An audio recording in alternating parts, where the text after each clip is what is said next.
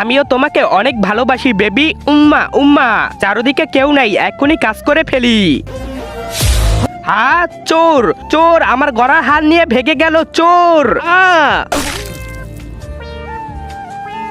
হ্যাঁ সালা রক্ত বের হয়ে গেল।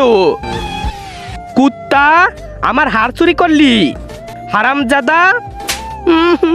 আমার ভাগ্যটাই খারাপ। নাও নাও, যত চাই ততই নাও। এতগুলো টাকা, আমার তো ভাগ্যই খুলে গেছে। হা হা হা হু হু। নাও নাও, সবাই নাও, যত খুশি নিতে থাকো। নাও নাও, এবার থাকো, আমি যাই। আরে ওয়াও, কত টাকা! আরে ভাই, ও আমাদের এত টাকা কেন দিল? আরে আমি কিভাবে জানবো? আরে তুই জানার চেষ্টা করস নাই? ওর কাছে মনে হয় টাকা ছাপানোর মেশিন আছে।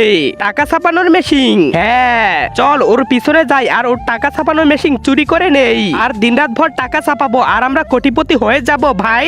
চল, হ্যাঁ চল। কত টাকা!